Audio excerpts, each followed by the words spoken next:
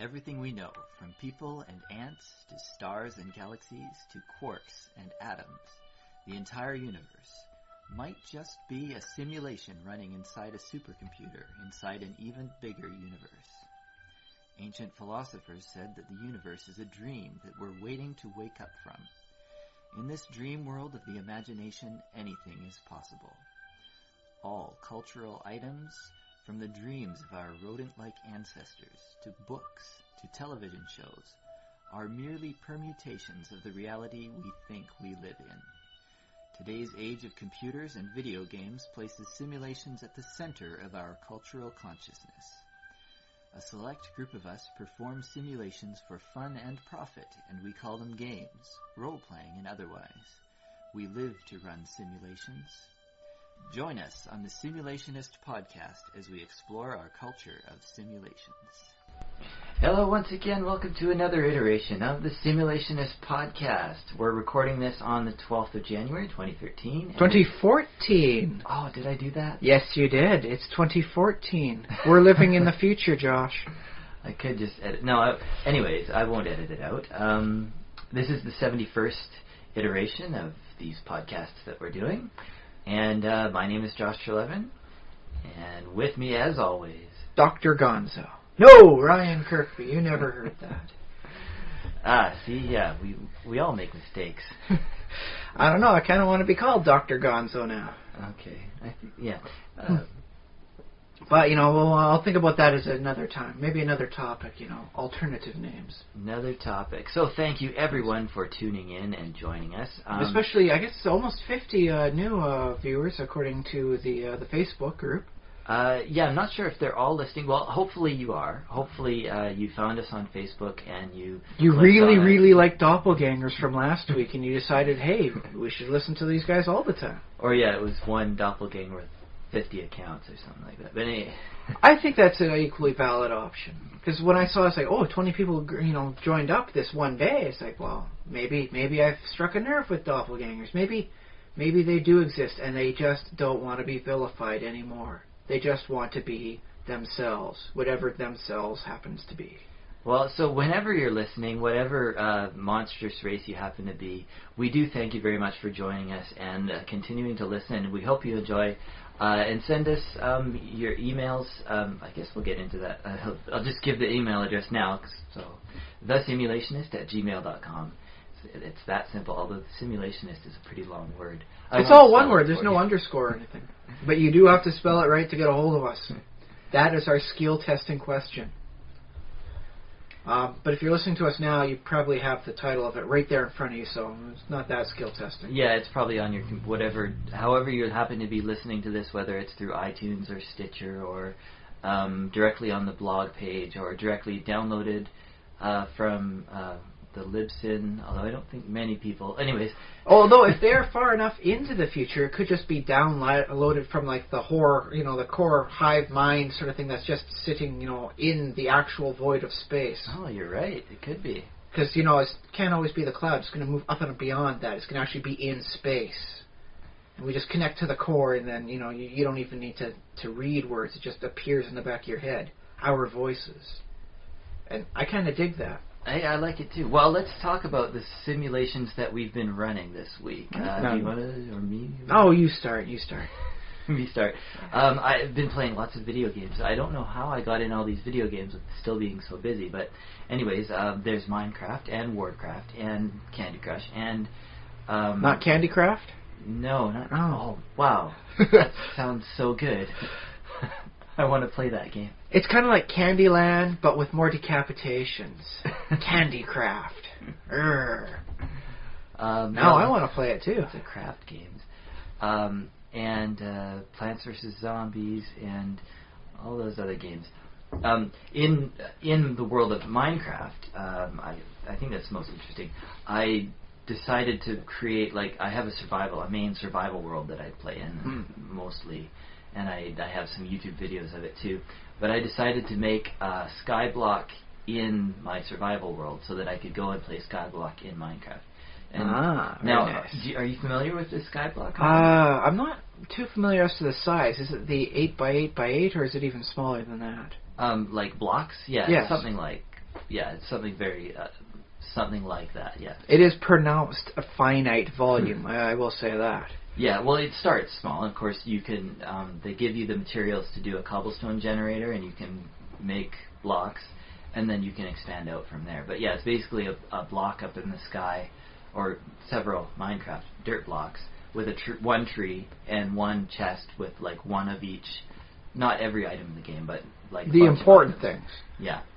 So I basically replicated that. Like I gathered all those materials in my survival world, and then I went out into the middle of the ocean as far as away as I could get from any continents, and then went straight up about 20 blocks from the limit, so that I could still grow a tree and stuff. And then and then I built replicated the Skyblock map there. But I haven't actually played on it yet because I was I had my full armor and all the food I could eat and everything like that, and then so I was like, well, the next step is to chuck all my armor off the side. No, you just put it in a second area, a second storage compartment. You come back to that when you want to stop playing and you want to go somewhere else. Yeah. So that's how you do it. Yeah, played that. Oh, and I was playing with they made some Mojang made some new textures for some stone. Like they added some new stones for the new snapshot. So I didn't like them, so I guess I do this with every snapshot. I don't know if it's a compulsion, but I just grab what I can grab and then alter it and see if I can do it, like improve it. So I don't know if I've actually improved it, but I did change the textures to something I liked better. So what's the true heart of gaming is making it your own. I hope so. I mean, it's what's fun for me. It's what keeps me going. And that's all that really matters in the end. Is it good for you? And I rolled a new gnome character in Warcraft. World of Warcraft. Rolling gnomes. Yeah, because my Pandaren didn't have enough leather. I have him doing engineering. So you're going to need a lot of those other materials for it. Yeah, he needs a bunch of leather, so I rolled another character to be a leather skinner gatherer. Oh, so what class did you go with your gnome? Warrior. Ah, very interesting.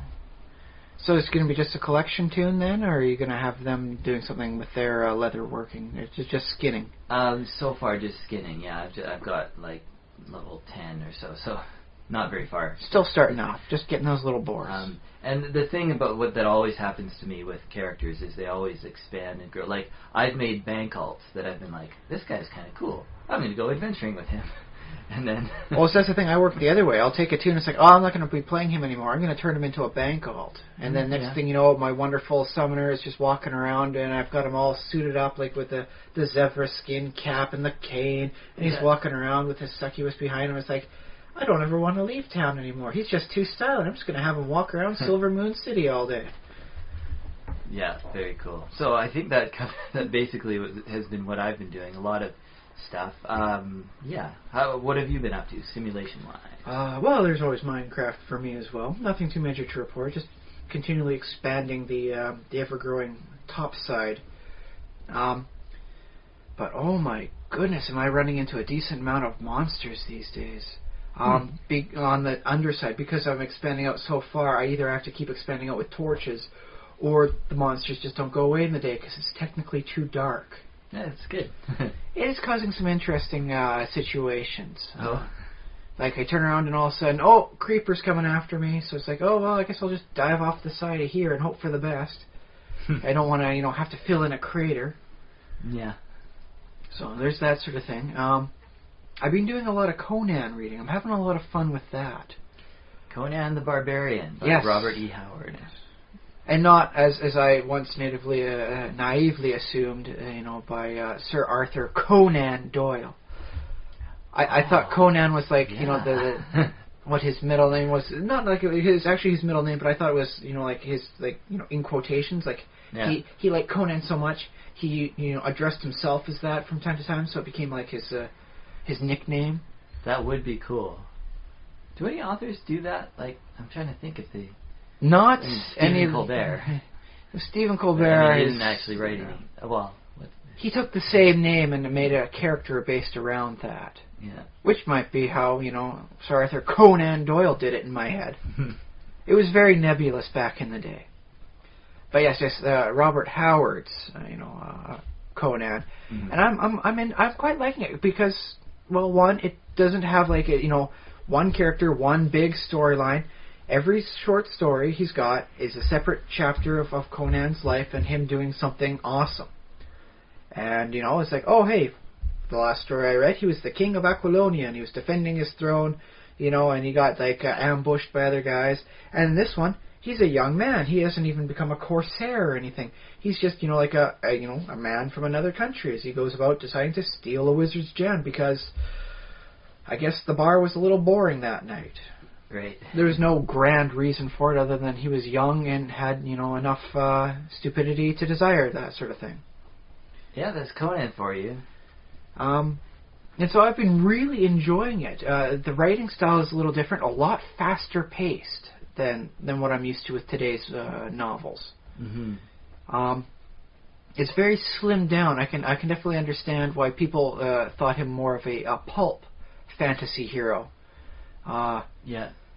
If it's not important to the story sort of thing, it kind of gets glossed over, and then something happens and Conan gets launched into action. And if it's not part of the action for him, there's a reason, that something happens to get him into the action. And it's very nice to read that sort of thing. It's made me think in new and fun ways. So I figure it's got to be good if it makes me think in a new way, right? Absolutely. And if people don't already know, Conan is a very big influence when it comes to D&D. And he's a big on almost any modern fantasy you read. Yeah. If the person who wrote it hasn't read Conan, they read the people that read Conan. Yeah, yeah. So through various shells of authors, you can filter Conan through. But he's one of the grandpappies of the genre. Yeah, for sure. And so, yeah, that's interesting. It's a different writing style. Well, that's the thing is I'd expect, like you read some of Lovecraft's things, and there's like, it's just so weird, so prosaic at times, almost purple in its prose. Right. And there are times when you read it and just go, wow, that is really an old style of thinking. I can't believe people actually thought that. Mm-hmm. Whereas with Conan, I'll give a nice example here. The Israelites are back there in the Hyperborean age. He has Israelites? They're not called the Israelites. They're called the sons of Shem, or the Shemites, which became later on throughout history, according to him, the Semites. This is where you get the word like anti-Semitic. Yeah, sure, yeah. And so they're there, but he doesn't mention them in the same sort of caricatures as you might see of other people of his age. Okay. He does describe them, sometimes, hook nose, and sometimes he describes the long, curly, blue-black beards. But not in any, condescending sense. And the one story I was reading, there was Shemite archers, and he describes them as, being, as though they were born with the bow in their hand. That's how good they are with their skill. So it's not as though because they were a persecuted group at the time, he gets in on the action and slips in a couple little, you can't trust them sort of thing, or whatever weird, crazy ideas they had about them back then. Right. No. They're just another group of people that survived to the current age, and you know what? They've got skills, they've got, their downsides, and yeah, he describes them as effectively they're just another people, and this is kind of what they look like, long, black, curly beards. Okay. That's how it goes. And so it was kind of nice to see that not everybody was so ready to say, I just don't like this ethnic group, and so we'll all dogpile on them. And so it's well, good for him for not doing that. It just really heartens me to think that you hear with Lovecraft stuff, it's like, everybody was thinking that sort of stuff back then, so it wasn't really as bad as it seems now. Everybody was saying you mix two different ethnic types and that's a horrible thing. That's how people thought back then. It doesn't make it right. And so it's nice to see somebody said, and everyone doesn't like this group of people. They're picked on for reasons I still don't understand.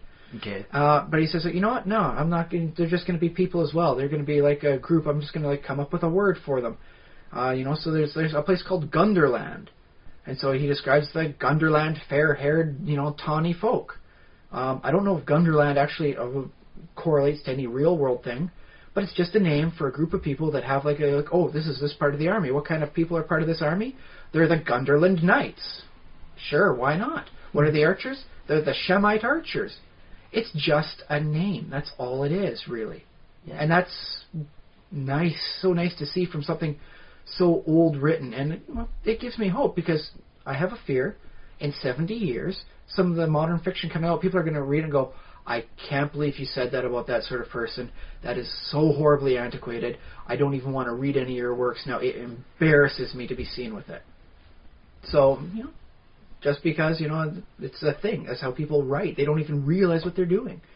And it's nice to know that maybe not everything's going to filter the same way down through time as the old stories have for us now. Yeah, I don't know. And that's the interesting thing about, like, I guess, fantasy and sort of pseudo-medieval armies and stuff, is that, different, like, units would be sort of tribal. It'd be sort of like, this tribe does archery, and this other tribe is our cavalry. Although they have to be, like, the rich guys to have horses. But, and in sort of our modern era, we have very homogeneous armies. It's like, this unit... Oh, you're really well suited for this sort of thing, so it doesn't matter where you came from, we're putting you in this sort of platoon. Yeah, exactly. Yeah. At least ideally it's supposed to be that way. I do recall some things about operations in Iraq where there was some interesting segregation happening. I don't know how true that was. I wasn't able to read both sides of the story, but I have heard allegations. Well, I guess, it is much better than it used to be, though. I'll say that. Another thing we have in sort of our modern, like, UN operations is that it'll be, like, different nationals. Like, the Canadians do this, and the New Zealanders do that, and the Australians do that other thing. But they're all working as a whole, sort of thing. Ideally, they're all cooperating. Yeah, they sort of have a common goal, and there's often a common command, like in sort of like peacekeeping operations, and not everybody participates in every conflict, but but they all working as one cohesive whole, as opposed to just there are these other guys here too. I think they're trying to do the same sort of thing we are, but we're not really talking because they're from a different country. Yeah, well, that happened at the end of World War II with Russia. It's like the two sides kind of rushed into Germany and met somewhere in the middle. And that's how you got the dividing line through Germany.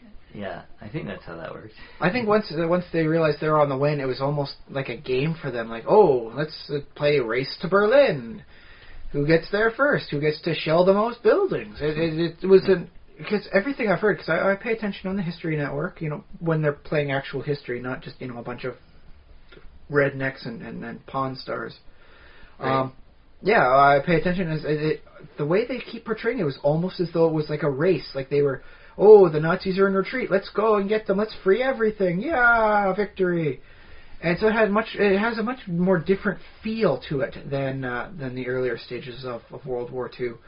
And I don't know if I'm interpreting that right, or if that actually was like the spirit of the moment, the zeitgeist, if you will. To steal a German phrase. I didn't steal it. I borrowed it for a nice idiosyncratic use.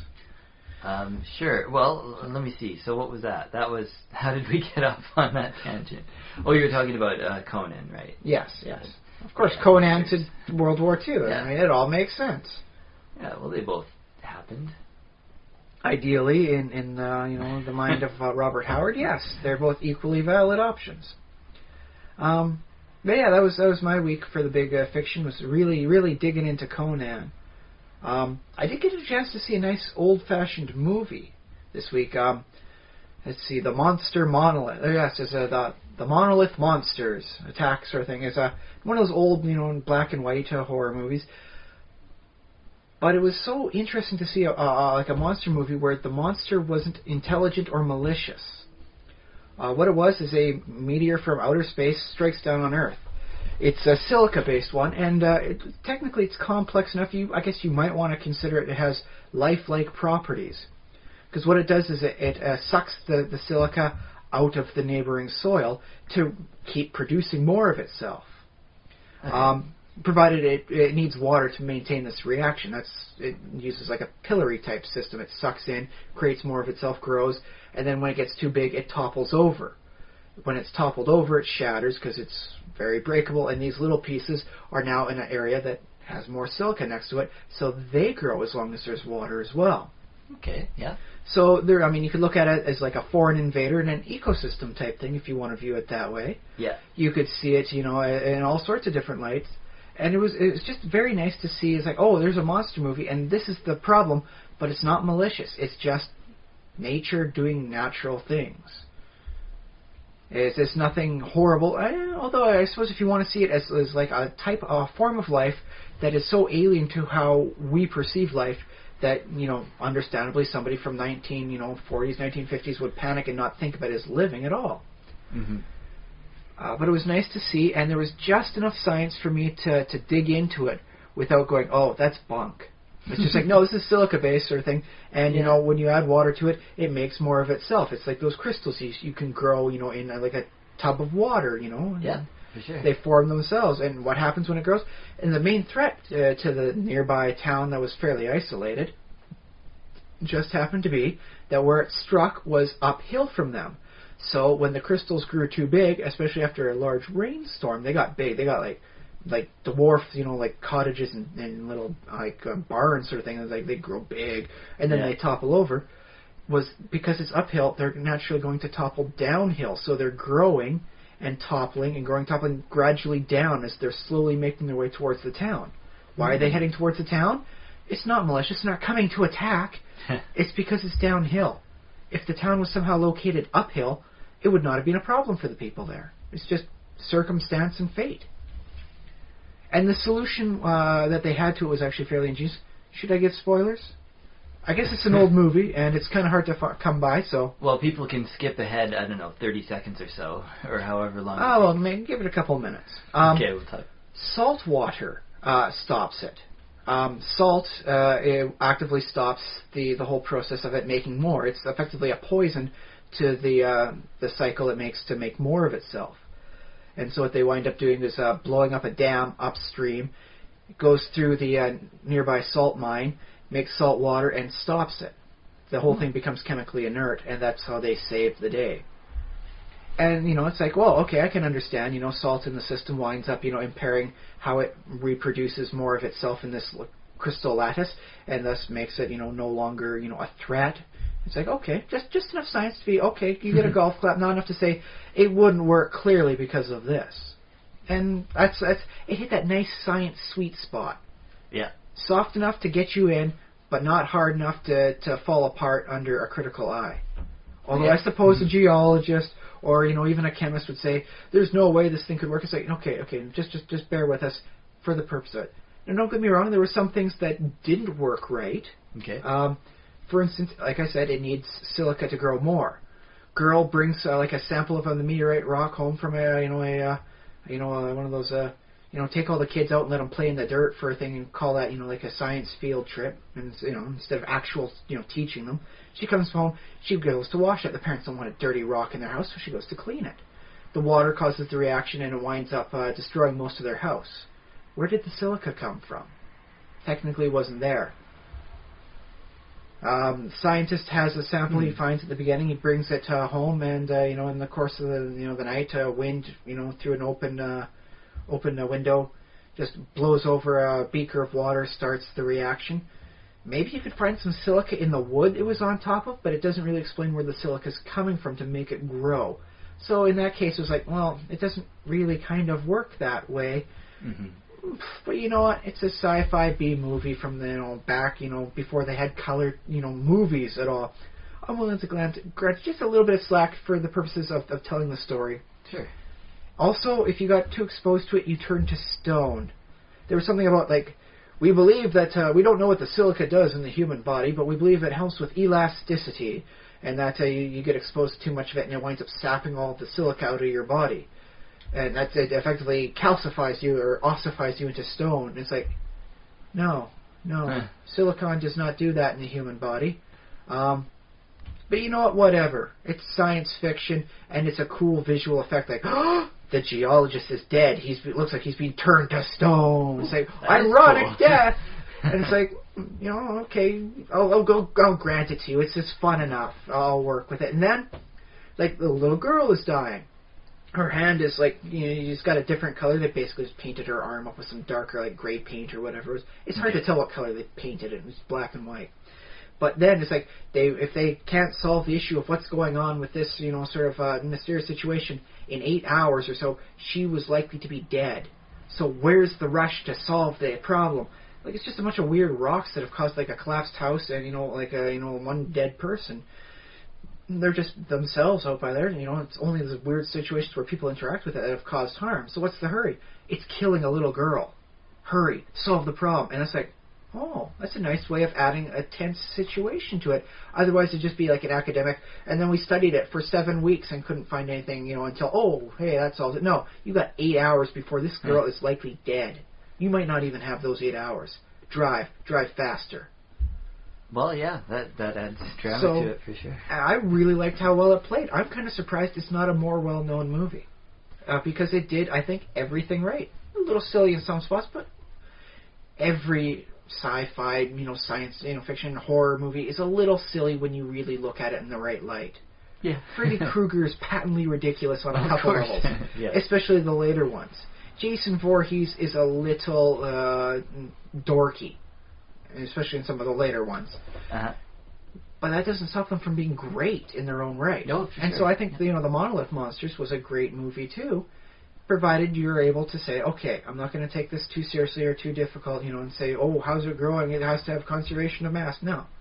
They have just enough where it's needed to advance the plot and some cool scenes to keep you interested before, the big final act comes in and everyone's panicking and hurrying about. So, I can dig it. 2 thumbs up. Cool. Oh, I can't use that. Well, you can use your... Oh, yeah. No, that's... Really? I think that's almost... Copyrighted or something? I think it might be copyrighted. We need to come up with our 2 pixels or something. Well, I give it 1 full iteration. Okay. Yeah. But that was my week. One really good... and that's all I really ask for out of the movies. If I'm going to watch one old movie a week, I want it to be a good one. And it was this week.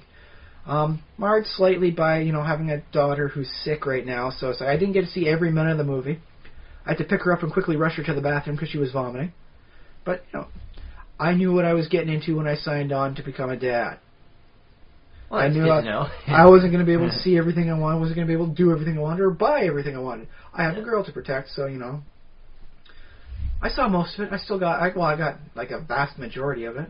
When she was done vomiting, you clean her up, get new clothes on her, sit her back down, and just, be careful how much you're feeding her. It's not that complicated.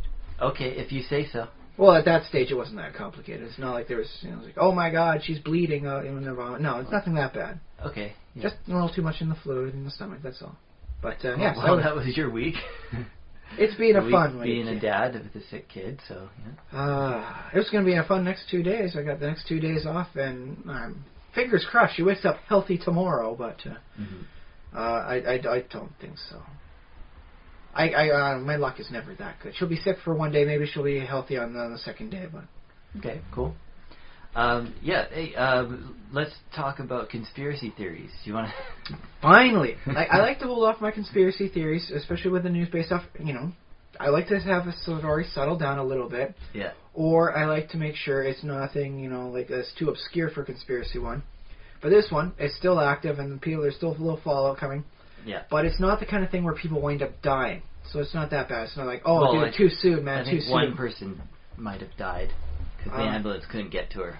But yes, I don't know. I think with the ambulance going on, everyone has to get out of the way sort of thing. So they're allowed to drive in the incoming lane. No, well, I mean, that's ideally, yeah. But if it's jammed up so much as it was, that it just happens to be the case that... well, that's why they have helicopters now, don't they? Well, Forget you, land. I'm going in the air. I don't know. The story this week is, as it turns out...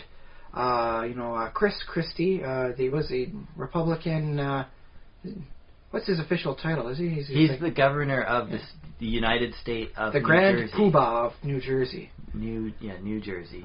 Which is apparently there was a mayor in one of the places there that did not support his re-election. And so Chris Christie's, aides and confidants or whatever their official title used to be, because they're not in that position anymore, they purposefully closed lanes of traffic to back it up into that mayor's district to cause, people to dislike this district because, dang it, the roads are closed and the traffic's so bad. So he's the mayor of a city called Fort Lee in the state of New Jersey. And they have one of the, I think it's the biggest or the most heavily trafficked bridges in the country. And they stopped, 2 out of 3 lanes, I think it was? Yeah, something like that. And they really bottlenecked this thing. They really made sure everyone was going to be unhappy. So it literally is a conspiracy among, like, I don't know, government, like what these are high government level aides, government officials, yeah. or basically people that were on sort of the governor's team. That should be above this sort of petty recrimination. Well, they should, and I think he like fired them. And, oh yeah, they are out of there, and I think given how angry New Jerseyites can be, they are not going to get a job in the state anytime soon. They're going to have to hit the West Coast and hope nobody has heard their name or remembered their name, if they want to try and get back in that sort of field again. Well, I hear that people, when politicians retire, I hear that they become lobbyists, but I think you might have to be higher up than just, the guy who can say when traffic gets shut down or whatever. Well, you probably have some decent connections there, so maybe they're a smaller lobbyist or they're joining up, as part of a lobbying group then, whichever it turns to be. I don't wish the best for them. That was really petty and vindictive of them. So now that actually, one more point about the conspiracy is, from what I hear, but the news is changing all the time, so by the time you hear this podcast... Maybe we're completely wrong. It's funny because, that's the thing about conspiracy theories and other, like, events like that, is that you find out different things about what happened. But the latest word I've heard is that it was because... there were other state senators who wouldn't let the governor appoint a certain judge that he wanted to appoint, and they were being a pain about it, or clogging it up and everything, and that was the motivation, not the mayor not endorsing. That was one of the things about the whole thing, that they said, well, why would he do that? Well, he didn't support, so maybe that was the reason. Yeah, so that was speculated as... I mean, this is what we do as thinking conspiracy-wise. Think about what sort of motivation and when you're approaching it from, if you want to make a good story, it can be almost anything. Like, you can just go wild. But of course, if you want the truth, I mean, that's a different matter. It's a little bit more boring, but at least it's the truth, and there's something to be said about that. Yeah. But this strikes me as like the perfect example of an Illuminati plot. One of the key things people keep saying about the Illuminati is that their plans are not to actively hurt you, but they are enough to just really kill any sense of joy or happiness in your life. Mm-hmm. Their goal is to grind you down until you become another cog in the system. What is one way of really grinding a person down? Shutting 2 out of 3 lanes of traffic. So when they're trying to come home, what should be like a half-hour commute becomes 3 hours. Yeah. And there they are, sitting in traffic, idling, just moving ahead, 1 foot at a time, stop, 1 foot at a time, stop, as they just make your life so annoying. So I'm not sure if I like that kind of conspiracy theory, because it sounds like my evil plan is I shall slow down traffic. Well, apparently someone was thinking that. That was what somebody was actually thinking. I'll get back, I will shut down 2 out of 3 lanes of traffic, and I will force such a gridlock as to make everyone angry at the mayor. It sounds like a Darkwing Duck villain. It kind of does, which is sad on a few levels. But that is, the thing about the Illuminati thing is that they grind you down and make you feel unsatisfied. They make you nervous. They make you panicky. How do you alleviate those things? You go, you shop, you buy stuff. And so it makes you purchase more, and then, of course, they're directing which way your purchases go, and they, affect entire economies this way. Don't think too highly into this. It's one of those crazy Illuminati thoughts that just... Yeah, because I was thinking, if you buy... Well, you can't go shopping on that traffic day. No, but yeah, it does. Well, I suppose it's like, well, you know what, it doesn't matter. I'm not going to be making home anytime soon. I'm going to stop off at the local strip mall. I'm just going to see what they got going on here. I'll waste a half hour, and at least that way I'm not stuck in traffic. I'm doing my own thing. So you spend money at the gas stations and the convenience stores. Maybe that's the conspiracy. It's the convenience stores and the gas stations. Do they have any family that works on the area just to see if they can get more traffic flow into there? So it turns out it's a little one convenience store. It really needed the extra traffic, so that's what they did. What they could do, but yeah, that's the whole premise of what the Illuminati does. Is they kill any sense of happiness. Okay. Yeah. They kill any sense of joy in your life. It promotes you to spend more, to get that artificial high of I have a new purchase, yay, and now it's faded. I got to get something new. It's the alternative to actual drugs. And through that, they make you spend, and that turns the wheels of the economy, and that's how everything keeps going. Like I said, don't think too highly into this. It breaks down with any real critical thought. But it's conspiracy theory, and it's good to maintain that sort of thought, because next time you're stuck in traffic, you can say to yourself, this is kind of boring. There's no radio station playing anything I like. Let's have a fun way. What could be the actual motive? What could be the actual cause of this sort of traffic jam? Maybe it's an actual traffic accident, one car T-bones another, or maybe they're trying to get me to have no joy in this at all. They're trying to wear me down. Well, it's funny because until it came out just recently, I don't think anybody who was actually on the road there was thinking, gee, I wonder if this happened to be because I voted for a Democrat in the last election.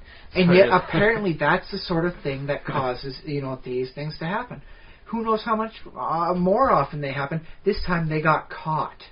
Who knows if this is something that happens, like down in America, it's a very, because it can be very bitter between their two parties. Yeah, for sure. And maybe this thing is happening more than is being found out, and spend time thinking. The next time you see something miserable happening to you, it's grinding down. Yes, think who could possibly be responsible. Just spend some time thinking about it. And you know what? If you're spending time thinking about it, I think technically you've beat one of the main Illuminati plots, is to grind you down to become just another mindless cog. Because you're thinking. You can't be a mindless cog if you're thinking. Congratulations, you beat the conspiracy. Boom. I suppose you have. And if nothing else, at least you have some fun time thinking while you're, in gridlock, right? Yeah. Or, the other thing you can do is, if you are in traffic, is have your iPod or whatever in your car, well, yes, that is ideally the way to loaded up with it, the Simulationist podcast. Blare us loud, man. Make the people in the car next to you hear us. All of our past episodes. That's a fun thing is with the wireless technology of nowadays, you get yourself stuck without having any of this done beforehand. If you've got one of the iPhone, iPad devices, you can just download it on there and you can just start doing it randomly, whichever one you want, man. Advances in technology have rendered the old style of the Illuminati conspiracy plot to just drive you down. And, with the only thing you can hear on the radio is the top 40 stuff. No, man. You just whip out your iPod, you put the whole thing down, whip out your iPad, your whatever eye device it is going to be. Yeah. Maybe you're listening in the future. Maybe it's the eye cranial implant. Or maybe a third-party something device. Yeah, maybe it's a Samsung. You don't always have to go. I like the eye stuff because it has brand sort of connotations that are fun. We shouldn't be buzz marketing it, but I guess it's too late now. But yeah, you can whip the whole thing out, and you can defeat it with modern advances in technology. But first, you have to buy them. To defeat the Illuminati plot, trying to get you to buy more stuff because you're worn down, you actually have to buy more stuff. Oh boy, okay. Boom! The Illuminati has got you on every conceivable front. But at least you can get them from all, they get you on one angle, but they can't get you on all. Yes, well, we've spiraled down that conspiracy hole, I think. And it's fun to go down there, provided you maintain, that safety harness of this is all just a fun conspiracy idea. I don't actually believe it. Yeah. You lose that harness of, I'm just having fun with this idea. And then, oh God, who knows really? Then, yeah, who knows? But keep in mind, that is one of the greatest things the human mind can do, is entertain a thought while maintaining its complete invalidity.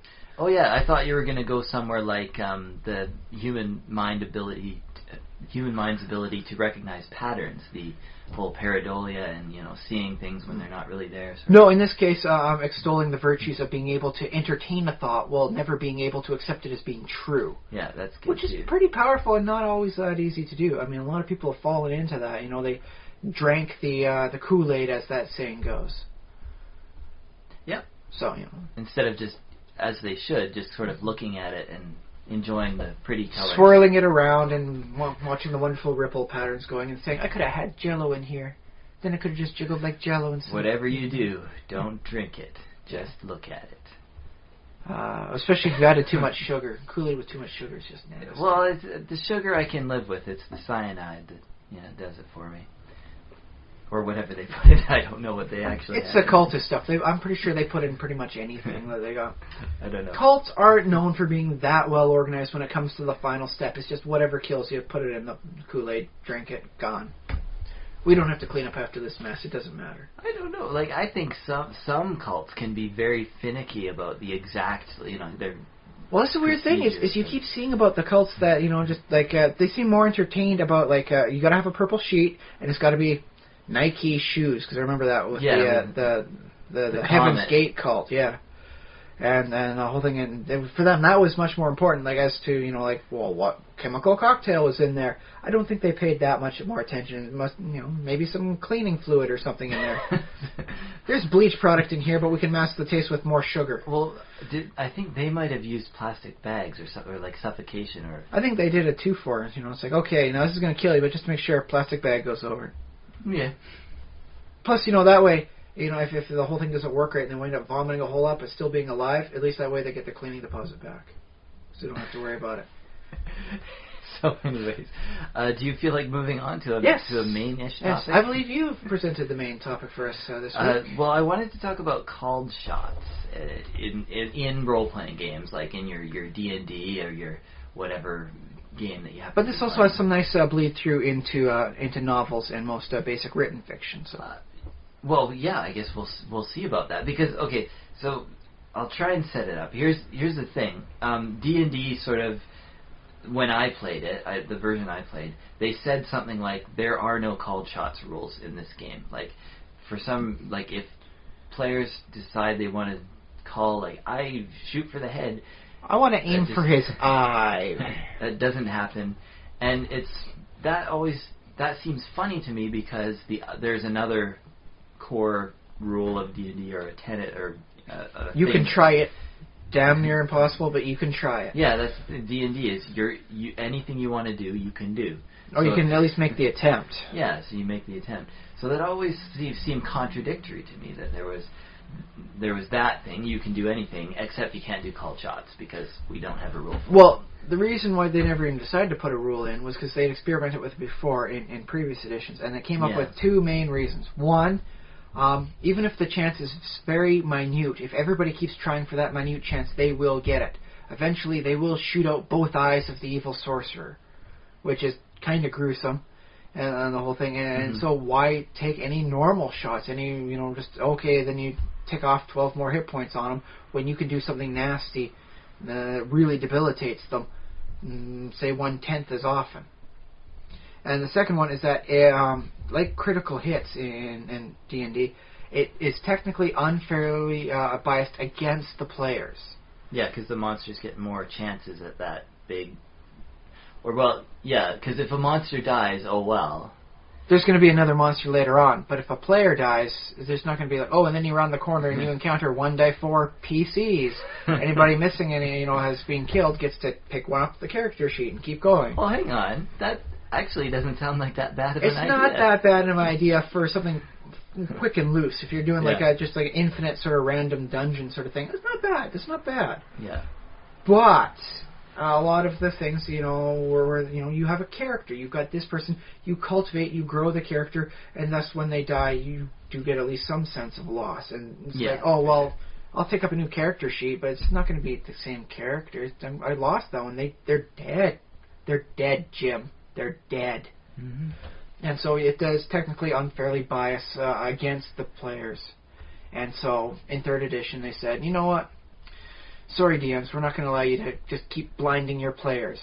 No more. And yet they still had the spell that allows you to regrow stuff like fingers and body parts in case you lose it somehow. Yeah, and that's always funny, because there's no game rule condition that will chop off a finger or something. On the other hand, if you wake up and there's a thief plunging a dagger in your eye, you kind of lost your eye there, buddy. Sorry about all these eye shots. I mean, I suppose you could be chopping off your pinky for scrying purposes. Well, how is the thief what rule is he using to stab you or whatever? He could have used a coup de grace instead and killed you. So instead he's just okay, we'll go back to the finger. Instead he's just chopping off your finger and running away with it. Okay. So it's almost its own action. It's kind of its own. It's more of a storytelling angle sort of thing for it. And I've done that in previous editions. Like if someone chopped off the hand to force someone to you want your hand back. You gotta follow this person. Jeez. There was magical rings on that hand. You probably want that hand back, don't you?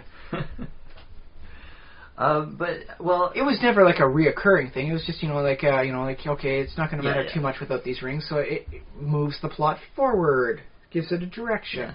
So I understand, I understand their reasons for not including called shots, but I suppose I simply disagree with all of those reasons. Well, and they should have, but I guess they never did. So there have been several styles attempted throughout the years as to what happens. Critical hits representing a called shot.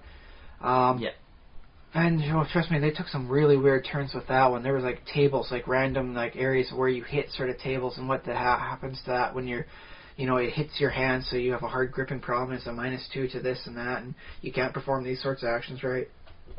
All sorts of things, but each one required a different set of tables for different shapes. A dragon would not exactly have all the same body parts as a human, so there'd be no tail, and then there's no wings, and you might even say the neck is badly represented for that because the dragon's neck is longer or whatever. And so it would have required every creature having its own, critical hits table and, special damages and all that. And there's a lot of variation in body forms. Like, just looking at the aberrations alone makes my head start to hurt. I say, imagining all of them with their own separate tables. And it becomes cumbersome. It is very much the example of inelegance of the rules design. Maybe. I don't know. Like, you could have your core body types and you could. But here's the thing: is you can have your basic body types, but you're going to have one for beholders, just for beholders, because they are so alien and different. But I actually think that would be kind of cool to have that in the monster manual, because sometimes aberration entries feel too short because they're like really alien creatures, and it's just a very short entry. It's like, this is from the plane of madness, and it blah blah blah. It takes human slaves and makes them dig mines for it. Well, that's the downside to like something like a monstrous manual, in that it has to give you just the basics what you need. If you want more, go to the specific campaign setting to find out more. Hopefully, it's got them in there. Yeah, but I could picture like next to the, there's an illustration in the monster manual, bigger in some editions and smaller in other editions. But I could picture, like, right next to that, it's like a little, your critical hit chart. In that case, I think the Hackmaster system might be more for you. Well, maybe I might enjoy that more. I don't know. Yeah, it is kind of a parody-based system, but it is a lot of fun for the old-school style. So. Yeah. Well, but, of course, my other style is just make it up. Just go ahead and the DM can just say, okay, I feel like you made a called shot in this case, so I'm going to allow it. And if you roll a certain amount, it's going to be extra damage or other effect or whatever, right? Well, okay. Well, here's some things I want to point out. Because, I'll explain this as to how it leaks over into novels. The concept of hitting in a critical area is very much something used as a plot point within, like the action sequence. So-and-so, has got... we could take Hancock as a nice example. Guy's got his hand on the detonator. He takes his thumb off the detonator. Boom! Everybody in the bank gets blown up because they got all that dynamite strapped to them, explosives and all that. What does Hancock do? He cuts off the guy's hand and then just keeps the hand around the detonator. And so, like, if that was in D&D, no, you can't do that, and... We'll say Will Smith is actually playing Hancock in this example. Sorry, you can't do that, Will. There's no called shot rules for, like getting rid of a limb. Yeah, that's what I'm saying. And so, it's very much, you see it very frequently in especially in your action sort of stuff. As to like, and then he, shot him right, I guess you get the quick and the dead, and he gets shot in such a way that the sun shines through, so he sees his own shadow and he sees the hole in his own body. Probably not whatever happened, but it's cool for, its own thing. It's like, dude, there's a hole in my body. I can see it in my shadow. Oh, God. And you see the whole thing about, like, he holds the ace, of spades up in the hand and, boom, shoots straight through that. That's a called shot to the card in this case. Yeah. I suppose you could make an argument it's a very small-sized thing, and it doesn't have any dex bonus. Armor class. There's no armor class, and it's supposed to be stationary, so it's got -5 because of 0 dexterity sort of thing, and you can make all the rules for that. But in the end, it just doesn't seem the same as like what you see in like those acts where it's like a knife throwing, and you got to avoid the person by so much, and then they turn sideways with the apple in their mouth. Oh, and the Bowie knife you're throwing pierces the apple, but not them. that sort of thing isn't covered in D&D rules, and can be very badly covered in a lot of other role-playing systems. Yeah, so suppose a player just decides, I want to do that. Like, I want to shoot the card, or I want to shoot the apple, or something like that. Well, in this case, I would make it, like a size-based thing for they do, and if they fail by 5 or more points, you hit the person holding it. Okay, yeah, so if they don't... And that's a simple thing, but that's not in there. But what happens if you want to, like, you've got the evil, villain, and he's holding, in his hand, the rod of ultimate smackdown. Yeah. How do you? I want to say make sure he can't actually activate it, by making a physical motion, like he's got there's an on-off switch on there or something, and I want to make sure he can't do that, so I'm going to shoot his thumb off. There's no rule for that. Yeah, and I have run campaigns in which players have said, well, I want to shoot the thing out of his hand, or I want to take this item away from him, or something like that, and it would be a very pivotal. Well, depending on which way it goes. Sometimes it goes south when you do that sort of thing, in which case it pivots back on you, so it could be pivotable too. Yeah. So it's pivotal. But I think, as a DM, I think I may have made it too easy. Well, it's hard to say if I made it too easy. On the other hand, think about the action scenes. It's usually done a lot more often than it's ever failed. That's true. Like, when you actually put together a scene in a movie or a book, Although I do recall a nice scene from King of the Hill, where, let's see, it'd be Dale Gribble's father is holding up a phone sort of thing, telling his, Dale's wife, you gotta contact me, and then the knife goes through the phone and hits on the mannequin behind him, just that little twang thing. Yeah. And Dale Gribble's holding up another knife, and he goes, "You back away from my wife, or I'm gonna aim for the phone and hit you this time." In which case, it looked badass, but he was actually trying to hit his own father in the head. Right. And so in that case, it played for humor. Very nicely subverted, sort of thing. Yeah. I remember it years later, so it must have been a pretty good scene. But it's those sorts of scenes where that sort of thing, and then the dagger goes through and it hits in it, and, does a twang thing on the mannequin behind him. That's not covered in the D&D rules. And that's, I think, a bit of a shame, because D&D is collective storytelling, ideally, and storytelling has action, and awesome action happens. Well, and another thing I wanted to bring up is that what happened in 4th edition is they took a lot of these kind of cool things you can do, like sweep the leg and I don't know, spin around 3 times and knock them on the back of the head, or, these kinds of, specific maneuvers, and they turned them into powers. And they wrote them up with stats and everything. It's like, this does twice your weapon's damage and stuff like that. So they actually tried to codify that sort of, not necessarily called shots, but pretty close to that sort of thing. And they added things like, if you hit with this attack, it dazes because it hits them in the head or something like that. So 4th edition kind of went even, I don't know. Again, I think they still really tried to codify it too much, and that ruins it, because it's like, well, you can't do that because your power only affects it in this way, in this circumstance. Whereas I find combat, in a lot of cases, works best if you play it loose and off the cuff and say, this is how it goes, and this is what you wind up doing. Now, is there a better way to play D&D, or is that sort of like... I think, in a lot of ways, that 4th edition style is faster, and it's more prepackaged, it's ready to go, it's like... just do it, but it also comes with limitations. Yeah. Okay, I got a number of situations for alternative styles I can run by you and see how much you like. Yeah. Now you've seen one of my die before.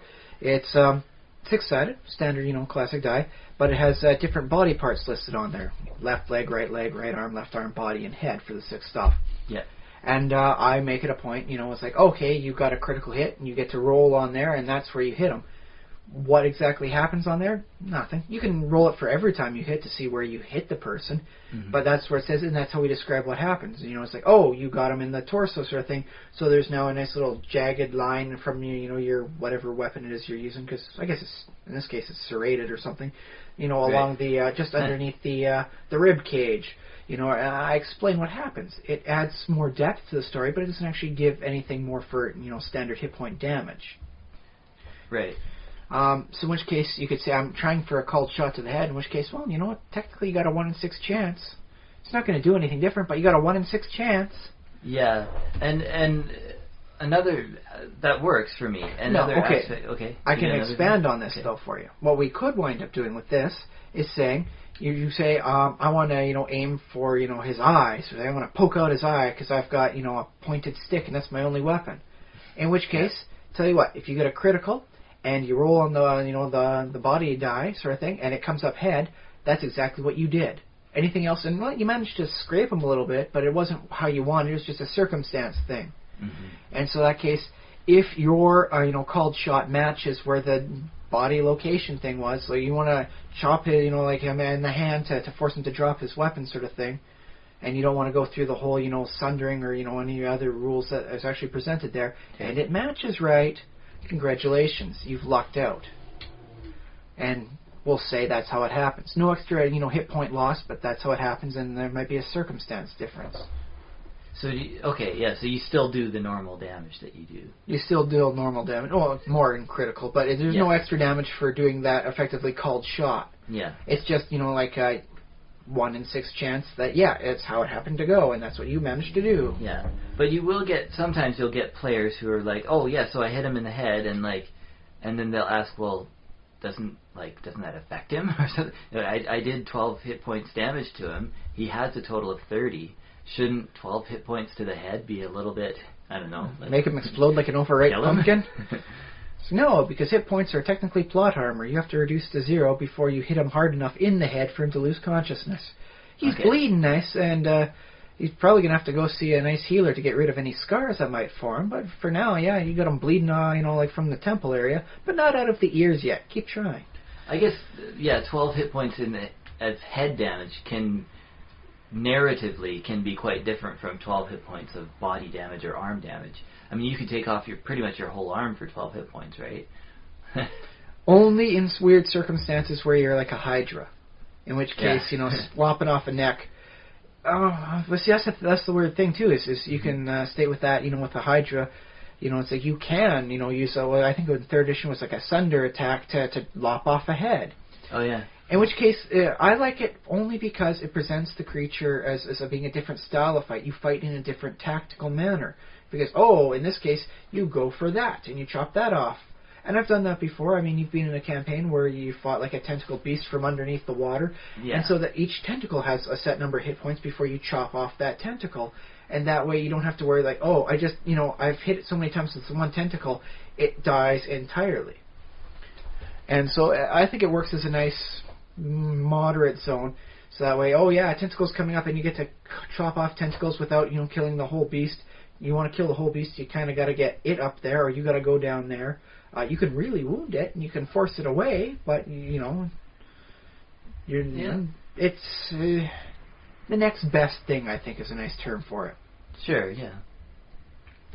Okay, so that's not a bad style, the one I presented to you with the body part. Yeah, do you have another? Or I suppose if you don't have a body location die, you can always just roll a 1 in 6, and if it's a 6, congratulations, you hit them in the part you wanted to, and that causes the extra narrative damage. Yeah. Okay, now how about this? On a critical hit, you get to pick what sort of body part you hit, and you have an option of dealing the standard double, triple, quadruple damage, whatever it says for your weapon type. Yeah. Or you do standard damage, and you get to roll on a table that gives a circumstance penalty to the character you've just critically hit. They're dazed, -2 to the attack for so many, 1 die 4 rounds. Or, it's like, a serious sort of thing, 1 limb incapacitated, either, half movement speed until healed, or, unable to properly grip strength, count, no strength bonus to weapon attacks. Things like that. You have a nice big, a die 20 table for that sort of thing. That's one more table on the DM screen. But that's one table that would affect any creature. It doesn't matter if you hit a beholder, it doesn't matter if you hit a kobold, and as long as it's a critical. Not a kobold. Kobold's done, or any sort of critical hit. But we'll say a paladin. Okay. You hit the paladin with a critical hit sort of thing, and hey, congratulations, you get to roll on the table of situational modifiers, and that's what your critical hit has done. And so you can say he's got a -2 to attacks. That's because I struck him on the forehead. Now he's bleeding and the blood's getting in the eyes. And that's how I explain the penalty. And there you go. Maybe, you know, it's a penalty to range attacks. Why? Because you did poke him in the eye.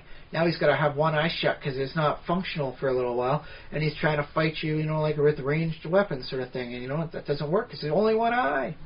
Yeah, well, Bad depth perception. let me ask you, though, when you have a penalty like that, or something like happens, blood in your eyes or something like that, does that only, like, shouldn't that also apply to armor class, for example? Like, wouldn't it be harder to defend yourself if you can't kind of see? That sort of. Well, you could work at that as that sort of thing. Some people skill checks and. Oh yeah, there are some stats in the Dungeon Master Guide for the either I think it's 3.5 and 3.0 that they have it.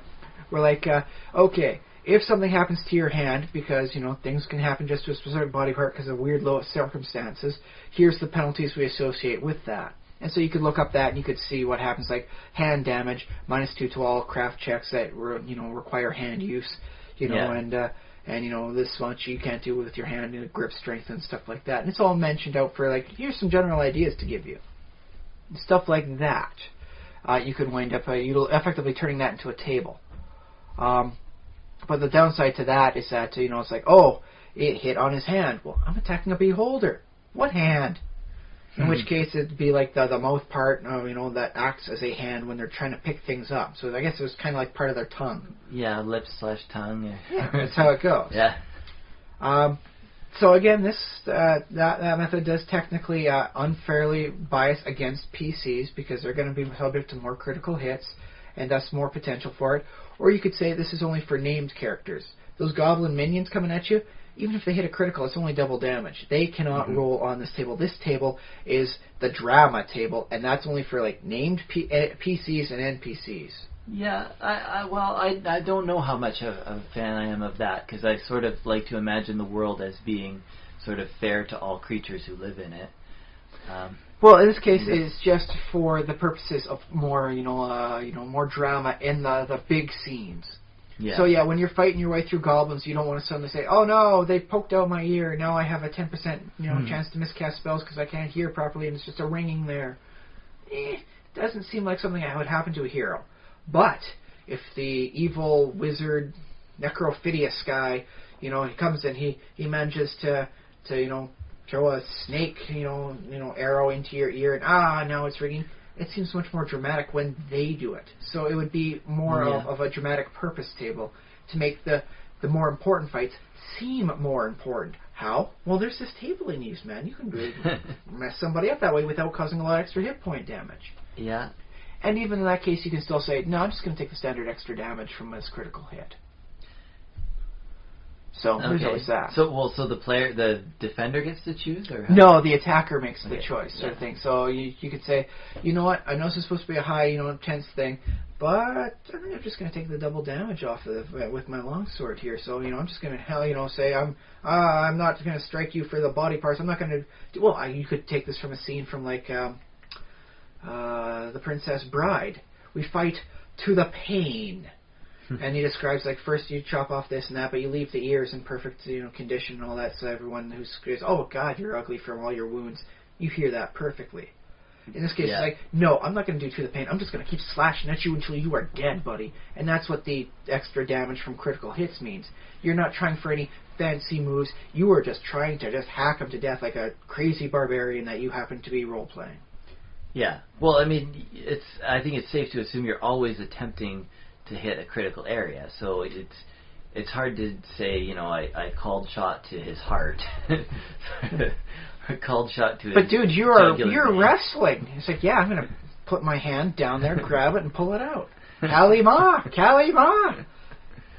Yeah. See, there are some weird downsides though to the whole critical thing. Like I'm thinking over to Dwarf Fortress, wherein if you're doing on the single person campaign instead of the Fortress thing. If you're good enough, you can actively practice very, very nasty combat dentistry. You can decide to, I'm going to take my hand and I'm going to reach down into your mouth, I'm going to grab your teeth and I'm going to yank them out. And you can do that in the game because of how it's set up.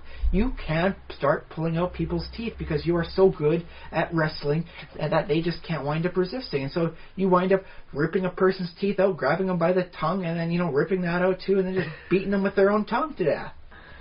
Okay, yeah, Dwarf Fortress is a very strange game. See, that's the thing, is it takes the premise of, like, okay, wrestling has called areas. Like, you want to put a lock on it, you grab your hand to their shoulder, and then you wrench it out, and say, wrenched out shoulder, and then there's penalties for using that, the whole thing, because that's all included in there.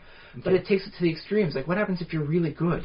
And all of a sudden the monk comes flipping up at the enemy and starts ripping their teeth out, because that's the monk maneuver that they've got going on. That's their critical hit. I rip a tooth out of you. No, I don't punch it out. I reach into your mouth, grab it, and pull. Yeah. Combat dentistry. And so that is the ultimate logical extension of what happens when you have this sort of system in place. Yeah, well, I suppose, the problem with Dwarf Fortress is there's no DM to say, no, that doesn't happen, or... Well, and that's why some people play it. I've seen people take a lion corpse and throw it into the body of another lion, and then the corpse of the lion gets stuck in the body of the lion. So you've thrown it with so much force that it hits into the lion and it stays stuck in there, and then the lion's got a dead lion corpse stuck in it as it comes continuing to try and attack you. Yeah. Because that's what happens if you can start using anything as a thrown weapon. I see, yeah. It's funny, but it's the logical extension of the rules. So if there's a rules lawyer who's going to fight you on every step of the way, that's how it's going to wind up being. And Dwarf Fortress is great to show that extension. Okay. Yeah. Like, what happens if you take, the necromancer's able to revive any, unprocessed body part. Yeah, that's how you get skeletons from a pile of bones. That's also how you animate, a skin into some sort of weird semblance, like a deflated, toy animal sort of thing. Okay, yeah. Kind of creepy to think about. Yeah. But you know what? Why not? It's equally as valid as the bones, right? I think I've seen skin monsters in D&D in some book or other. But yeah, but that's not, people think, skeletons, yeah, that comes from a body. That's definitely necromantic arts. But the concept of, deflated skin beast, it seems undead to me. And why not hair? Yeah, you've shaved the hair off the thing, and then you've got this tentacular undead hair beast coming at you. Cousin It is? I think he's technically alive. He can procreate, so that includes either a very rare type of undead, or the writers just didn't care. Mm-hmm. And said, okay, he's alive, but he's really super hairy, whatever. Well, I guess that's a question for another podcast, is can the undead procreate? Through more conventional means. According to, the Twilight series, sometimes yes. Yeah. And there are some odd circumstances. That's how the character Blade came about, he's considered like a daywalker, half vampire sort of thing. Yeah. And there's a historical precedent for that, the Dhampir. It's not like they haven't thought about this 200 years ago. Yeah, sure. But that's a nice little tangent we've got ourselves off on there.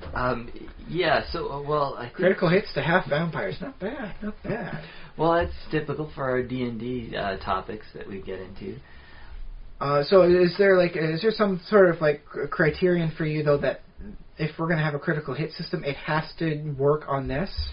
Well, I guess, I want it to be balanced, and I don't want it to be overpowered, and in some ways I think the only way to do it is just for the DM to just decide, okay, it's going to work that way.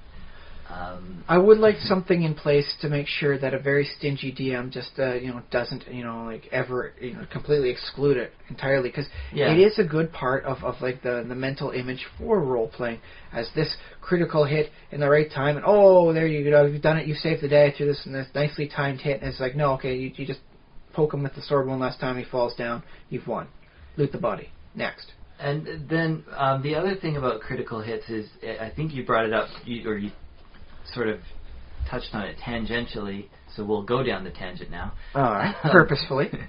Is that there is that negotiation between the DM and players. It's like the players are like, well, we want to use this called shot, and then the DMs can say, are you sure? Because if you introduce called shots, every goblin archer is going to do called shots to the neck.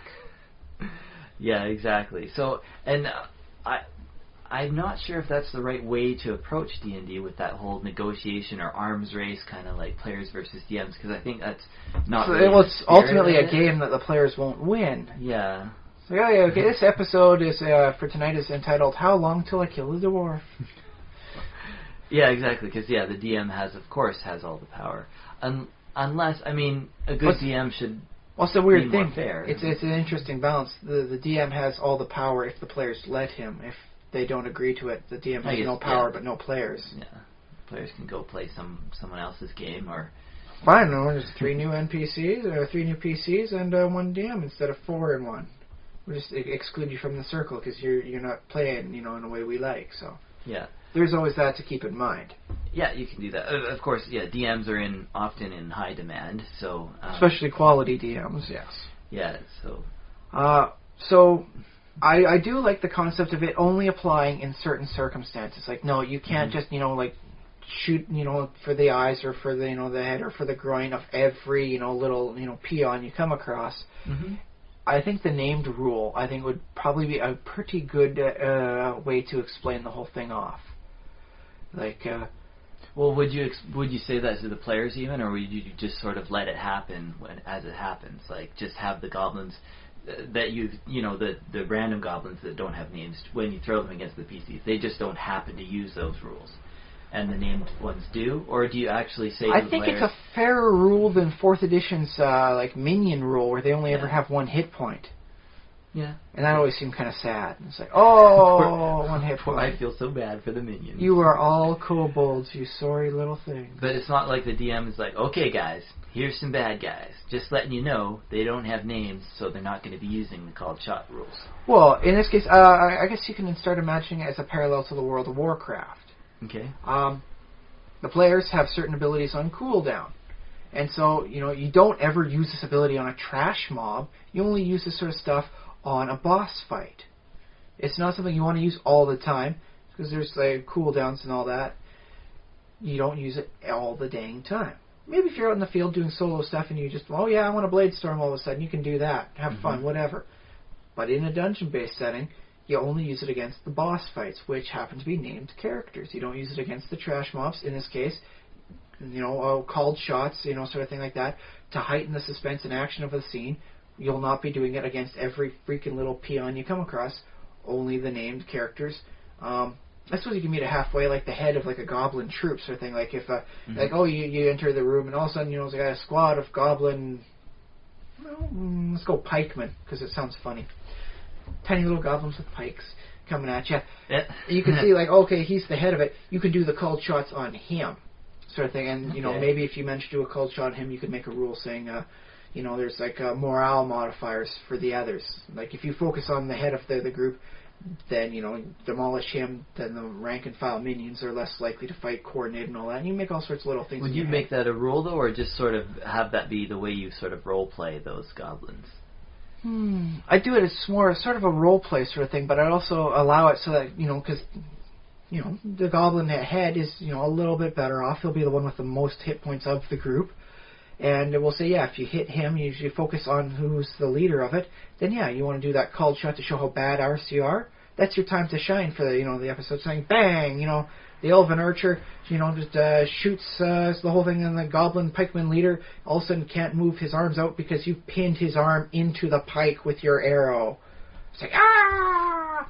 In which case, that sort of stuff you can wind up doing. It's a nice bit to make the PCs a little better, but you don't do that with everyone, because then it is special. And the whole drama of doing that sort of thing in the boss fight, like where you're fighting the big bad of the dungeon, doesn't seem as, dramatic or big bad. It's just a standard tactic you're using against, you could use that against anyone. Well, I don't know, because that's an issue of whether it's in the player's hand or the DM's hand as to which battles are dramatic or not, because I feel like if the players want a specific battle, if they want to do something cool in a little battle against some kobolds or something like that, I think that should be like the DM should be able to say, okay, well, now we're focusing on this because you guys wanted to. Well, I don't know, maybe one player's leading them off when they shouldn't. But okay. Okay, you got it? I think I have a nice compromise. The table is specific, penalties. That only applies for the named people. On other peons, if you succeed by, say, you have to roll, 5 or more to hit this guy because he's just a standard, minion in the dungeon. But if you succeed by more than 10 points, you can opt to say, I do it in this cool fashion, and then the DM will assign a penalty, on that character as seen appropriate. Because you've shown your martial prowess so very well that you can do these cool, awesome moves, and then we don't have to worry too much. Because, it's not like you just one-shotted the big bad at the end. No. It's like, you know what, yeah, he hit the guy, and he's just rank and file minion, so this is your chance to look super like a cool fighter, and then, yeah, you managed to put your sword in, through his neck, and then you pop down, so you pop his head off like the top of a bottle of beer. Congratulations, and that was your cool move. And you can do that once per encounter. Does that sound right? Not too common to use. And you got a system that works nice for minions and all that, and it rewards players that happen to roll either luckily enough or have statted themselves up well enough that they can succeed by more than 10 points when they need to hit. I mean, it isn't, because in some ways I'm still leaning towards the DM just doing these things ad hoc, sort of like if you did roll especially well, the DM can say, well, he beat the... sort of in his head almost, he can say, well, that he beat the DC or the AC by a handy margin, 10 points. So I'm going to ask him, and it's like Joe the fighter, you have hit this goblin especially hard. Where did you hit him? Sort of, and then let the player take it from there, and just sort of let the stories telling sort of just be what it is. Oh, that's pretty good. But see, the thing is, I always want to try and come up with some way to have at least some fair representation for the DMs who just don't want to do that, but the players do. Mm-hmm. If the DM just wants to say, okay, yeah, you just stand next to each other and exchange hits until someone's dead, so be it. And sometimes with a minion fight, that's all you really need. And that gets it over faster. Yeah. But if the player wants to, say, I'm the most finesse with the rapier that you've ever seen, so I'm going to, poke him out and right up the nostril. He's bleeding out the nose. Haha. Sort of thing on a fight like that. I think there should be some sort of way that allows him to at least say he does that, even if it's not anything extra. There should be something in there to prevent it from just becoming like a standard, you move them up, attack, move up, attack, and then it becomes like just a tactical fight instead of a role-playing fight. Yeah, well, because in 4th edition you might invent a signature power for your character that's like, the rapier nostril. That's what he does. Like, once per encounter, you may stab your rapier in the nose of of your enemy. So, and that's not to say there hasn't been a nice historical precedent for people losing their nose in fights. I mean, it happens. I mean, Tycho Brahe got his bitten off. He was an astronomer. He wound up having to have a silver prosthetic nose on his face. I wonder though, those are more like brawls or barroom brawls than like duels. Like D&D combat is you can get your nose cut off fairly easy in a duel, provided it's the right weapon. I mean, if you're going with, like pistols and all that, it gets a little difficult. Then your face has to be just the right way to get it shot off. Yeah, but the nose seems like a very small target compared to, like, getting arms chopped off and, Oh, yeah. Like... On the other hand, it's one of the extremities from the head sort of thing, and that's why you have people... I guess people aim for the head, yeah. Well, there's one of the things is that anything that allows you a good grip sort of thing in a fight is used against you. That's why a lot of professional fighters have the short hair. You can't grip them by the head. Because it used to be a thing like, with the Viking helmets, with the horns coming out, never really happened. Maybe for ceremonial purposes, and all that, but not in a fight. Why? Because you can grab that and use it as leverage to chop a head off. And that's why, helms historically have been fairly hard to get a grip on, because otherwise the guy's going to grab you, then he's got the advantage, because he's got your head fairly well pinned. Really? Chop! Down comes the weapon, right on a very crucial part of your anatomy, the spine. Well, I mean, I don't know how he gets that close. I mean, hopefully, I guess... It's melee combat, that sort of thing happens circumstantially. Your back turned or when, What's the thing? It's this... Flanking bonus. In-game terms, yes, sort of thing. But I just would like to have something in place to have these sorts of rules so that you can play it out the same way you see it in the movies, you read about it in the novels, where you can, it's like, okay, no, I don't kill him, but I do effectively stop him from doing anything important for the next little while. Yeah. If for no other reason, then it's a nice way for like the rehabilitation of, like a potential, future ally. Some people are simply misguided. They think they're doing the right thing. It's like, I don't want to kill you, but according to the game rules, I'm going to have to at least knock you to 0 hit points. Unfortunately, I do a lot of damage with this weapon. There's a good chance I'm knocking you to negative 12 if I hit you one time too many. Yeah. Sorry about that. Well, there is subdual damage, or non-lethal damage. But if you don't have the right feats for that and the additions, then you suffer a -4 penalty, so in which case it's like, is it really worth it? I don't know, if you really care about, if you think this person is worth keeping alive, yeah, it probably, well, unless they're going to kill you, in which case... But that's the thing, there should be we're seeing an A-B option here when there should be a route C, the middle ground. Where it's like, I don't want to kill you sort of thing, but I do want to heavily incapacitate you and make sure you're not a threat. Yeah. So, okay, I'd stomp on your foot. That was my my monk's, unarmed attack thing. I'd crack you one right in the foot. Now you got broken toes. Now you can't run after me. I make my escape this way. Haha. Well, a monk, you're already able to outrun your enemies if you're a monk. Well, this would be another monk you do all okay, this sort of yeah. thing. Or, I don't know, some sort of, beast that can run really fast. Okay, yeah. So, it presents all these other options. It's like, well, you know what? I don't think we can really stop this guy without a huge fight that might hurt us. So what we're going to try and do is slow him down, incapacitate him. In game terms, you apply a dot or a debuff sort of thing, or whatever you're going to wind up calling it. That will allow us to make good on our escape. I don't want to become the lethal killer. I want to be more of a sneak. I want to be the person that gets away, not the person that kills everyone on his way out.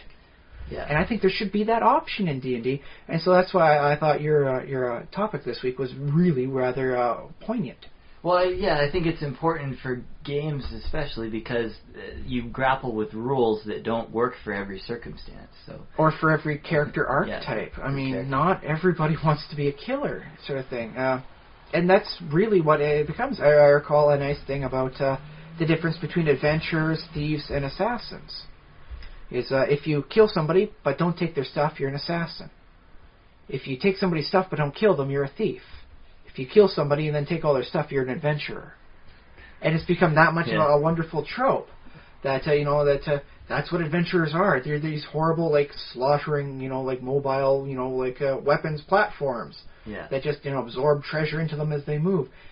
And it would be kind of nice to play against that type. Say no, it's like you captured one of my guys, we busted in the middle of the night, so we were all sneaky and all that, and then we incapacitated some of the guards, but we didn't kill them. And then we, oh no, there's the big boss. He's the leader of the compound, and we, we threw the caltrops down. And that's really one of the only ways to slow a person down in D&D. So you always got to have caltrops, even at 20th level. As long as they're not airborne, caltrops. Yeah. And that's how you make your escape without killing the person.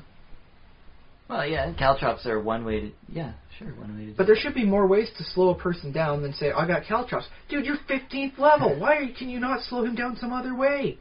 You should be able to stop this guy, sort of thing. You should be able to impair him, and it doesn't need to be caltrops. You don't need to keep closing doors in front of him and tossing something down. You should have multiple options for slowing this person down without saying, okay, I slowed you down by reducing you to 0 hit points.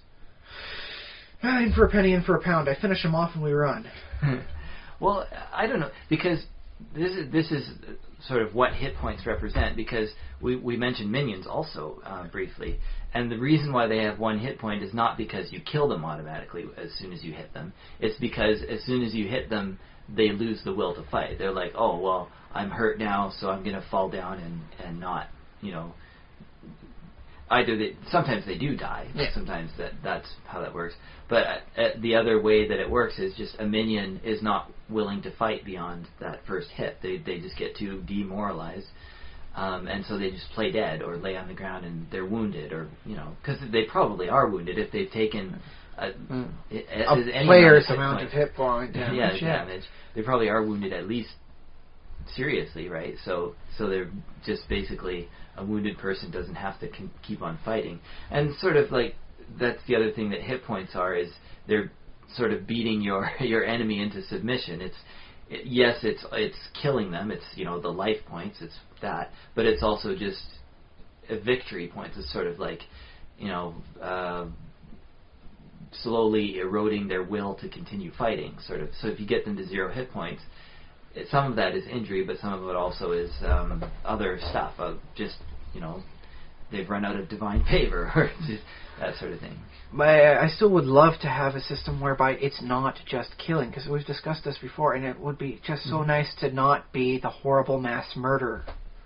Maybe, although like if you bring your enemy down to 0 hit points or like near zero, so like say you're the fighter and you can do like 23 points of damage in a round. Almost reliably, given proper levels and bonuses you're on your weapon. Yeah. 4 or 5 and you're doing 23 on a critical. Well, heck, on a proper critical hit, back in 3rd edition, an orc should be able to kill somebody up at 4th, 5th level.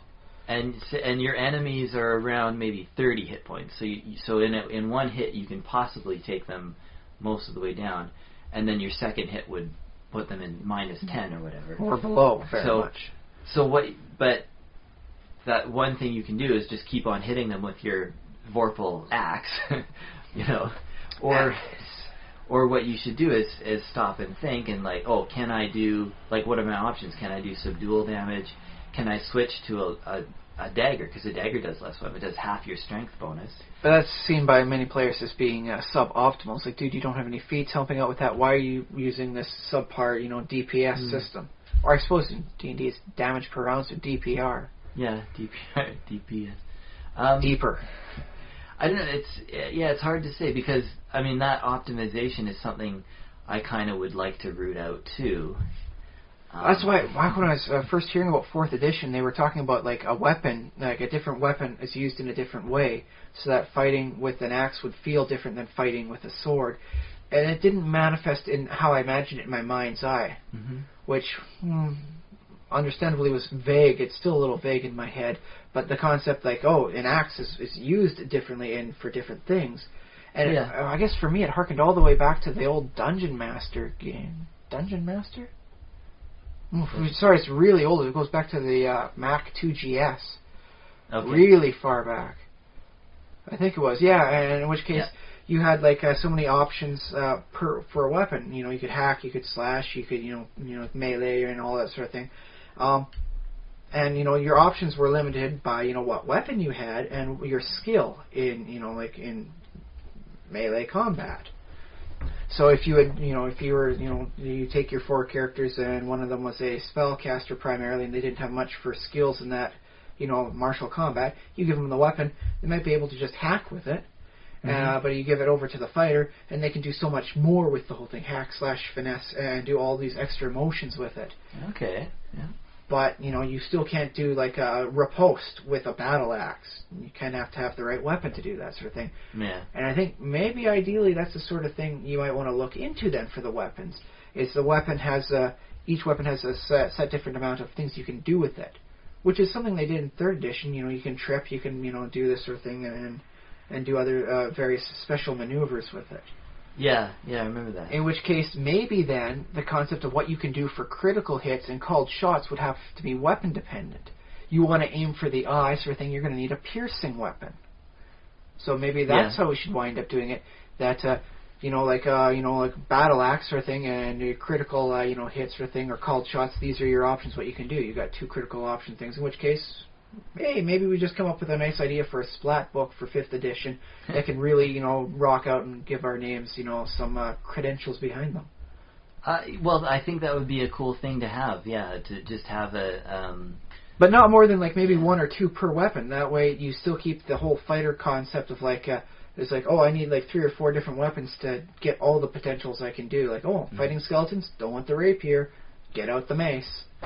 So the mace thing would, for its thing, whatever you do is like you could wind up crushing sort of thing, and so it'd be like, oh no, you've broken a bone in like a limb, so either movement penalty or attack penalty, because it's kind of hard to either defend yourself or attack with a crushed arm depending on which one you hit.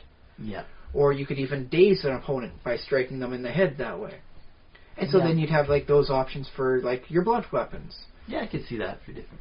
And, well, the other thing about the special abilities that you're available to do with a weapon that I want to, that I prefer, I guess, my preference, is that you still can attempt things like, crushing their arm or something with a non-optimal weapon, like just improvise, but it's a -4 penalty or something like that, or -8 even. Or well, it has to be. I mean, you could always argue it's like, oh, I'm going to crush his arm with the pommel of my dagger, but it really doesn't have the momentum behind it to crush, unless I suppose you're attacking pixies or something. In which case, you horrible brute. You horrible, horrible brute. What? They're evil pixies. Well, in which case you get a net. And so I learned anything. It's from Zelda, and you capture your fey creatures, you put them in a bottle, and they help heal you up later on. Oh, okay. You just shake the bottle hard enough when you're dying, and they'll help you out, and then you release them. Oh, and I think that's how Link does it. They never really show it, but that's how I imagined him doing it. Speaking of healing, though, too, one of the things I was thinking, like, it would be really cool to play a character sometime that was like a cleric or a healer that could deal with more specific injuries, like those whole, like if someone got their bell rung or if somebody got an arm crushed or something, if there was a cleric who not only cast healing spells but also had like some special, this would be a totally different system, I think, but have special healing powers or abilities or just, skills. You use a heal check in combat to fix something that happened. I think that'd be kind of fun. Well, you have stuff like that for the caltrops sort of thing. You step on them with unarmored feet, and then it's either a heal check, DC 15, if I'm recalling right off the top of my head, to do it. I don't know what the time length on that is. I don't know if it's properly combat worthy, but I think it's a very short time to just bandage you up enough to get you, going, or 1 point of magical healing. Yeah. So I think maybe in this case, caltrops might be where anybody would want to start with rules for critical hits and stuff like that. Yeah. And special attack options. Yeah, so there are, caltrops there are in the game. There might be a couple of other examples that we've overlooked, I'm not sure. Tanglefoot bags, but caltrops are really the big one because they do have a nice historical precedent and they deal exactly what we're thinking of in terms of game. Yeah. But you can see that played out wonderfully if you were to write a story. Throws the caltrops down, and that's how he makes his escape. Is anyone running after, I'm sure they have stuff for marbles that make a person slip, but it's not quite the same thing. Yeah, I think marbles appear in the Arms and Equipment Guide. Yeah, but see, that's the thing is, I mean, like, I've stepped on stuff like that before, and I haven't slipped automatically. It seems almost like the banana peel rule. Just stepping on it automatically, you go whoop, whoop, whoop, whoop. Well, just stepping on it versus being in combat and moving at a hustle. So trying to maneuver around. And then there's always the whole size difference thing. Like, okay, like these are sized for what kind of creature? Because because they did have horse caltrops historically, and conceivably the caltrops you're using are not going to be thick enough to even pierce the leather of the giant's shoes. Right. Yeah. In which case you got to get yourself some pretty big caltrops that are, I don't know, maybe a weapon in their own right, an exotic weapon for you, and a caltrop against the giant. That sounds fun. So yes, I used the gnome fighter with his spiked full plate as a caltrop. So we've been talking for just about our allotted time for the week. So I think ultimately, conclusion? There is no ultimate style. Okay. Because you have to meet this unique point between rules and storytelling. Yeah. And the whole thing. And every group's going to be a little bit, more left or right, we'll say. Or I don't know, left or right's a nice way to do it because that sounds political then. More pros versus rules.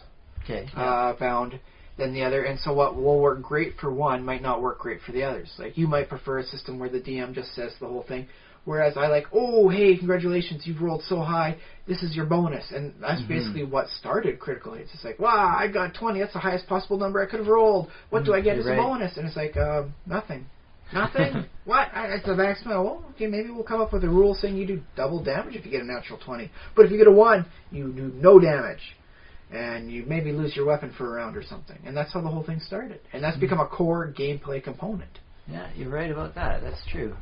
So yeah, I mean, what we're talking about now might become a fundamental component of future editions of Dungeons and Dragons. Maybe, maybe not. But I don't know if there's ever that sweet spot that'll be in there the same way that critical hits are just, for this number. So.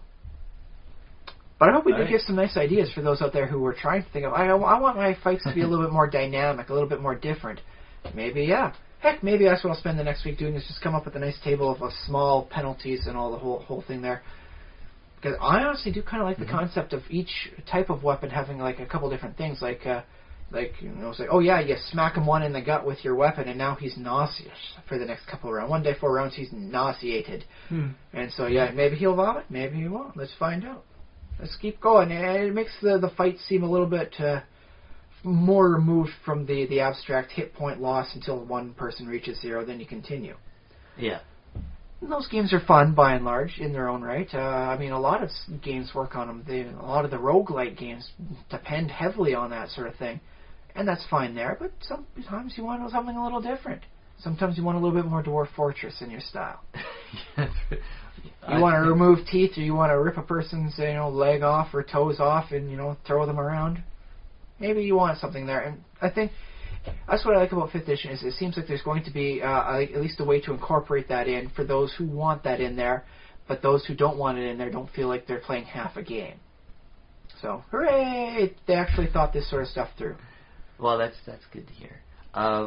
One last thing before we wrap it up. I want to remind people that GotaCon is coming up. Just over a month from now. A month and a bit. End of February at the Victoria Convention Center. It's down on the other side of the Empress. So you just go down to the downtown area, right next to the harbor. You go into the Empress and you just keep walking into the back, and eventually that back becomes the front. Yeah, although I don't suppose you're probably not going to be able to just show up because tickets are selling fast. Well, they've always had the ability to buy at the door sort of thing before, and this is going to be more room than before. So I think it's bigger, yeah. You will have to pay more paying at the door, but if you don't want to, it's like, I can't quite afford it right now. There you go. Well, my advice is to get your tickets as soon as possible. It never hurts. This is going to be a guaranteed thing. You're not going to lose your money because, all of a sudden they can't do anything there. No, this is going to happen. Yeah. Try as you might otherwise. You'll be a nefarious, half-arsed villain. You can block as many lanes of traffic as you want. It's still happening.